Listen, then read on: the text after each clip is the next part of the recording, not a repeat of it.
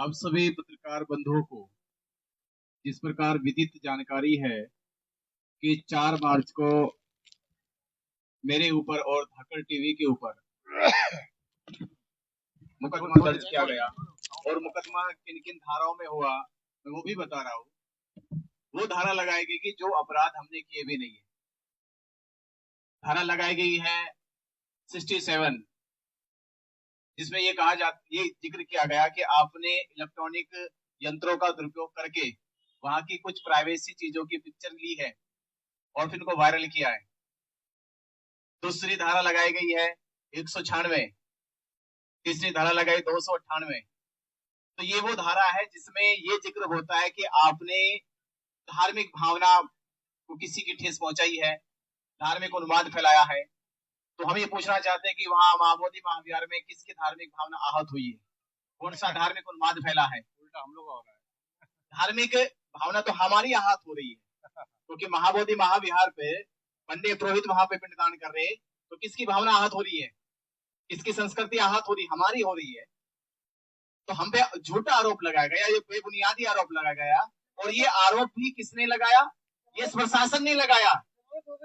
अभी जमानत की हुई नहीं, हमने अपील कर रखी है, आज छुट्टी हो गई है। एफआईआर हुई तो बता रहे कि एफआईआर भी केवल प्रशासन ने करी, सीओ ने अपनी तरफ से। आप सोचिए, सीओ पार्टी बनी है तो कितने प्रेशर में है सरकार और प्रशासन कि वहां पंडित पुरोहितों के इतने प्रेशर में है कि वो एफआईआर खुद ही लिख रहे हैं। सीओ खुद ही एफआईआर लिख रहा है, या तो लोग जनता जाके उनसे एफआईआर लिखवाते हैं अपनी, वो खुद पीड़ित बन गए। अब उनसे सीओ से पूछा जाएगा कि तुम पीड़ित हो गए हो, तुमने एफआईआर दर्ज करी अपने नाम से, तो तुम पीड़ित हुए। आपके ऊपर आरोप है कि आपने बुद्धिस्ट फोरम से अलग जाकर बयान दिया है, इसलिए इसकी जिम्मेदारी आपकी अपनी है। नहीं, बुद्धिस्ट फोरम के साथ हम सब लोग हैं, अलग कोई बयान नहीं है। धरना प्रदर्शन पूरे देश के सभी संगठनों को मिलकर चल रहा है।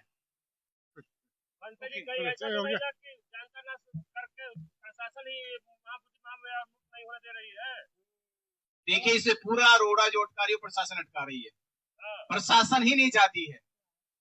और हमें प्रशासन को ये सिखाना है कि सरकारें भी बदलेगी, प्रशासन भी बदलेगा, पदाधिकारी भी बदलेगा, जिस दिन ये पूरा बौद्ध समाज, पूरा बहुजन समाज एकजुट होकर बौद्ध गया आ जाए। सीधी तस्वीरें समता आवाज टीवी पर आपके लिए महाबोधि महाविहार मंदिर से ये तमाम बौद्ध भिक्षु अपनी मांग को लेकर जो 1949 जो एक्ट है उसको निरस्त करने की मांग को लेकर ये तमाम बौद्ध भिक्षु उपासक उपासिकाएं जा रहे हैं यहाँ से धरना स्थल की तरफ। और मैं आपको दिखा रहा हूँ, ये जो आग है, ये आग अब थमने वाली नहीं है। ये इस आग ने अब विदेशों तक का भी अपना रुख कर लिया है। भारत ही नहीं, भारत के बाहर भी इस मांग को लेकर तमाम बुद्धिस्ट और बौद्ध अनुयायियों में रोष है। क्यों ना बीटी एक्ट को रद्द करने की जो मांग है, हालांकि संविधान 50 में लागू हुआ, उसके बाद तो बीटी एक्ट अपने आप ही निरस्त हो जाता है, लेकिन उसके बावजूद भी ये लोग उसको निरस्त करने की मांग को लेकर बैठे हैं। देखते हैं क्या होता है। कहाँ से पहुंचे हैं? पिछले 1 महीने से कड़कड़ाती सर्दी में बैठे हुए थे बौद्ध भिक्षु अपने हक हकूक की लड़ाई के लिए। और जैसे जैसे दिन बढ़ते जा रहे हैं, आज 32वां दिन है और मेरे पीछे 15 मार्च की तख्ती लगी है। जैसे जैसे मार्च बढ़ता जा रहा है, वैसी वैसी गर्मी भी बढ़ती जा रही है। 32वें दिन में आज समझिए कि गर्मी का वो हाल है, जिस समय मैं ये रिपोर्ट आपके लिए शूट कर रहा हूँ, धूप में खड़ा होना मुश्किल है। लेकिन इस चिलचिलाती धूप में, इस गर्मी में, और आप मेरे पीछे देखें, ये तमाम वो इतिहास में नाम दर्ज करा चुके बौद्ध भिक्षु हैं जो आपके हक हकूक के लिए, आपके आने वाले कल के लिए बोध गया में 32 दिन से प्रदर्शन पर बैठे हैं। अभी की बड़ी खबर है, कुछ लोग बोध गया की तरफ बढ़ते हुए आ रहे हैं। लगभग सैकड़ों की संख्या में बौद्ध भिक्षु उपासक हैं जो बोध गया मुख्य टेंपल से, जो महाबोधि विहार है, वहां से पैदल पैदल आ रहे हैं और आकर यहाँ पर सम्मिलित। महाराष्ट्र से क्या कहना है? हम बंगाल से। बंगाल से ये कानून रद्द होना चाहिए। हाँ, क्यों?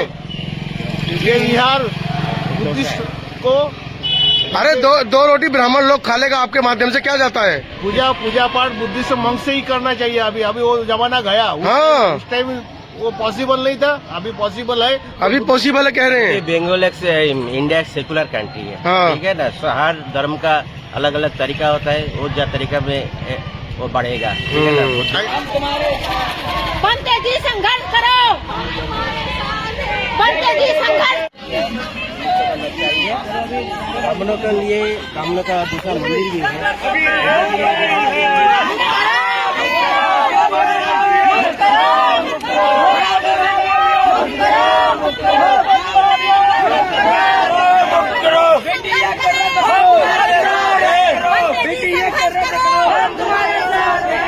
तो सीधी तस्वीरें प्रदर्शन से आपको मैं दिखा रहा हूँ। आज 32वां दिन है, हाथ में संविधान।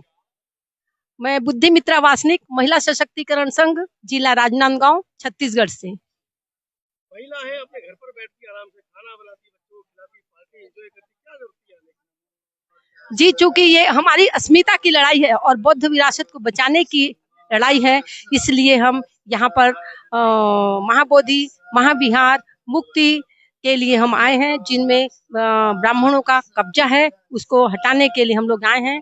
और 1949 का जो बीटी एक्ट है, उसे रद्द करवाने के लिए आए हैं। आंदोलन हमारी दो प्रमुख मांगों को लेकर किया जा रहा है, जिसमें प्रथम जो मांग है वो है कि हमारा जो महाबोधि महाविहार है, ये बौद्धों के कब्जे में होना चाहिए।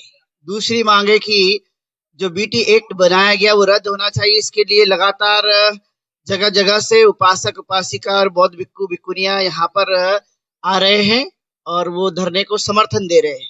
आज हमने महाबोधि महाविहार के प्रांगण से हम लोगों ने ये रैली निकाला था और वहां पर हम लोगों ने महाबोधि मुक्ति आंदोलन को लेकर के हमने नारा भी लगाया। और आप देखते हैं कि वहां के पुलिस लोग इर्द गिर्द घूम रहे थे, लेकिन उन्होंने कुछ कहा नहीं। हम तो चाह रहे थे कि ये क्या करने वाले हैं, ये थोड़ा सा पूछताछ भी करते तो और थोड़ा अच्छा लगता, लेकिन हम लोगों ने वहां पे नाराबाजी करने के बाद भी उन्होंने कुछ ऐसा कुछ पूछा नहीं और हमने शुरू किया। और शुरू करने के बाद हम देख रहे हैं कि जैसे हम रैली निकाल कर आए तो लोग जगह जगह से अपने घर से बाहर निकल कर भी देख रहे थे कि कुछ तो भी ये आंदोलन चल रहा है। तो इस तरह का जहां जहां से भी लोग उपस्थित हो रहे हैं अलग अलग जगह से, और यदि वो महाविहार के पास जाकर के रुक रहे होंगे तो वहां से रैली बना करके धरना स्थल पर आते, तो मुझे लगता है कि वहां के इर्द गिर्द रहने वाले लोगों को भी पता चलेगा कि अभी धरना समाप्त नहीं हुआ, बल्कि धरना शुरू है, चल रहा है, उनके संज्ञान में आएगा। और जितने तादाद में बड़ी संख्या में लोग यहाँ पर आएंगे उतना ज्यादा जो है ये सफल होते हुए नजर आएगा। और इसलिए कल लामा जी ने आप लोगों को एक जिम्मेदारी दी थी, अब पता नहीं आप लोगों ने उसे पूरा किया कि नहीं किया।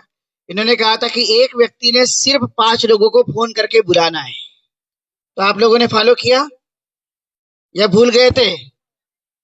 आप भूल गए तो समझ लीजिए फिर बात है आप लोगों के दिमाग में नहीं फिट बैठी है। इसलिए ये बात यदि आपके दिमाग में आई और आप लोगों ने कल 5 लोगों को फोन किया होगा, तो मैं कहना चाहूंगा कि आज आप लोग 10 लोगों को कीजिए। कल आपने 5 लोगों को किया, आज 10 लोगों को कीजिए, और ऐसे करते करते उन लोगों को ज्यादातर भेजिए जो यहाँ पर बैठ सकते हैं इस धरना आंदोलन में।